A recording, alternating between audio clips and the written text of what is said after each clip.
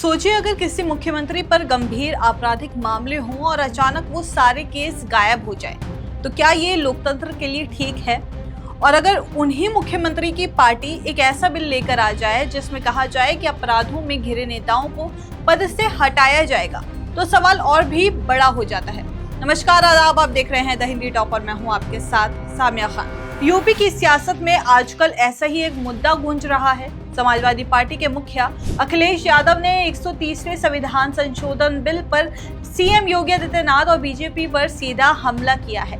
अखिलेश ने कहा है कि योगी जी को पहले से पता था कि ऐसा कानून आएगा, इसलिए कुर्सी पर बैठते ही अपने और डिप्टी सीएम के सारे केस वापस ले लिए। यानी एक तरफ सरकार स्वच्छ राजनीति का दावा कर रही है और दूसरी तरफ विपक्ष सवाल उठा रहा है कि क्या ये सब अपने आप को बचाने के लिए तो नहीं किया गया। लखनऊ में प्रेस कॉन्फ्रेंस करते हुए अखिलेश यादव ने कहा कि बीजेपी इस नए बिल को लेकर दिखावा कर रही है।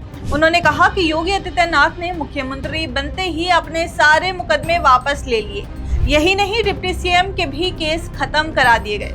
अखिलेश का तर्क साफ था, अगर सरकार अपराध में फंसे नेताओं को हटाने की बात करती है तो सबसे पहले उसी तर्ज पर मुख्यमंत्री और उनके साथी मंत्रियों को हटाना चाहिए।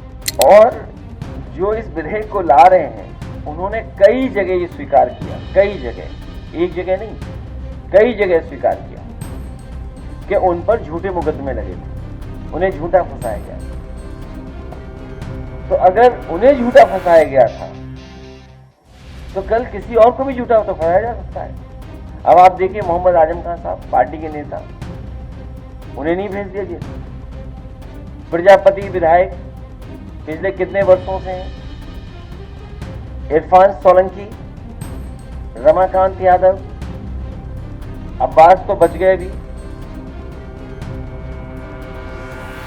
तो ये सरकार विपक्ष के लोगों को परेशान करना, रीजनल पार्टीज पर दबाव बनाना, रीजनल पार्टी के अंदर रिवोल्ट तैयार करवाना, इसलिए विधेयक ला रहे हैं। और सबसे महत्वपूर्ण, जो ये चुनाव में डकैती करते हैं, वोट की चोरी करते हैं, उस बहस से हटने के लिए ये इस तरह का विधेयक जानबूझ करके लाया जा रहा है। तो सुना आपने, अखिलेश यादव ने कई बड़े नामों का जिक्र किया। उन्होंने कहा कि समाजवादी पार्टी के वरिष्ठ नेता आजम खान, गायत्री प्रजापति, इरफान सोलंकी, रमाकांत यादव जैसे नेताओं पर लगातार केस दर्ज किए जा रहे हैं और उन्हें परेशान किया गया है। उन्होंने तंज कसते हुए कहा कि अब्बास अभी बच गए हैं, लेकिन बाकी सबको निशाना बनाया गया। अखिलेश के मुताबिक बीजेपी इस कानून का इस्तेमाल विपक्ष को दबाने और रीजनल पार्टियों के अंदर बगावत करने के लिए कर रही है। अखिलेश यादव ने यह भी कहा कि सरकार असली मुद्दों को ध्यान से हटाने की कोशिश कर रही है। उनके शब्दों में, जो लोग चुनाव में वोट चुराते हैं, डकैती करते हैं, उसी मुद्दे से ध्यान भटकाने के लिए ये विधेयक लाया गया है। यानी अखिलेश यादव के हिसाब से ये बिल जनता के लिए नहीं बल्कि राजनीतिक हथियार की तरह इस्तेमाल किया जा रहा है। इसके अलावा प्रेस वार्ता में अखिलेश यादव से पूजा पाल के पत्र पर भी सवाल पूछा गया। बता दें कि पूजा पाल वो विधायक हैं जिन्हें समाजवादी पार्टी ने कुछ वक्त पहले निष्कासित किया था। उन्होंने हाल ही में एक पत्र लिखा जिसमें कहा गया कि उनकी जान को खतरा है। अखिलेश यादव ने इस पर बड़ा बयान देते हुए कहा कि बीजेपी वाले पूजा पाल को मार देंगे और जेल हमें जाना पड़ेगा। अरे भाई, यहाँ हम लोग जेल चले जाएंगे भाई, मार देंगे बीजेपी वाले। हालांकि नहीं बोलना चाहिए हमें ये बात, लेकिन अगर कोई ऐसी बात है किसी के मन में कि किसी से खतरा है, तो हम समाजवादी पार्टी के लोग, हालांकि पत्र में वही बात है कि इसकी जांच हो, इसकी जांच हो कि आखिरकार कौन ऐसे लोग हैं, कौन ऐसे संगठन के लोग हैं जो किसी की जान ले सकते हैं, जिस किसी को खतरा है किसी। इसकी सरकार जांच करे, और हम उत्तर प्रदेश की सरकार पर भरोसा नहीं कर सकते। इसीलिए ये पत्र हम लोगों ने दिल्ली की सरकार को, गृह मंत्री जी को लिखा। हमें उम्मीद है वहां से न्याय मिलेगा। यहां से तो उम्मीद नहीं है। और फिर कितने वर्षों हमारे साथ थे, तब खतरा था ही नहीं।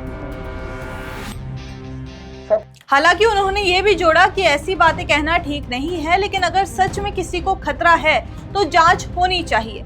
लेकिन उन्होंने यूपी सरकार पर भरोसा करने से साफ मना कर दिया।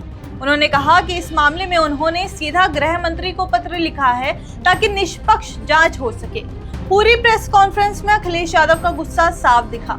उन्होंने बीजेपी पर सीधा आरोप लगाया कि वो विपक्ष को झूठे केसों में फंसा रही है, अपने नेताओं के मुकदमे माफ कर रही है और जनता को असली मुद्दों से ध्यान भटका रही है।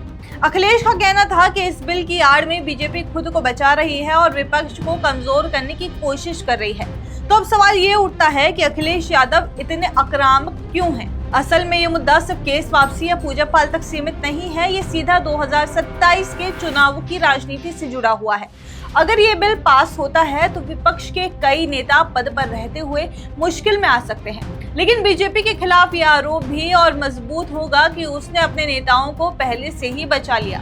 ऐसे में जनता के बीच ये संदेश जा सकता है कि कानून का इस्तेमाल बराबरी से नहीं बल्कि चुनिंदा लोगों पर हो रहा है। अखिलेश ने सिर्फ योगी सरकार पर ही नहीं बल्कि केंद्र और चुनाव आयोग पर भी निशाना साधा है। उन्होंने कहा है कि बीजेपी लगातार संस्थाओं का दुरुपयोग कर रही है और उनके मुताबिक ये सरकार विपक्ष को टारगेट करने और क्षेत्रीय पार्टियों को तोड़ने में लगी हुई है। तो दोस्तों, ये पूरा मामला सिर्फ एक बिल या केस वापसी का नहीं है, ये उस राजनीति को दिखाता है जहां सत्ता में बैठे लोग अपने लिए रास्ता साफ कर लेते हैं और विपक्ष सवाल उठाता है।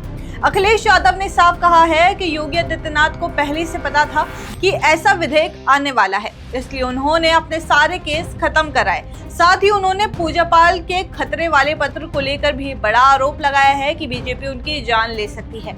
अब देखना यह होगा कि आने वाले दिनों में इस मुद्दे पर राजनीति किस तरफ जाती है। क्या जनता इस बहस को गंभीरता से लेगी या फिर ये भी यूपी की सियासत में सिर्फ एक आरोप प्रत्यारोप बनकर रह जाएगा?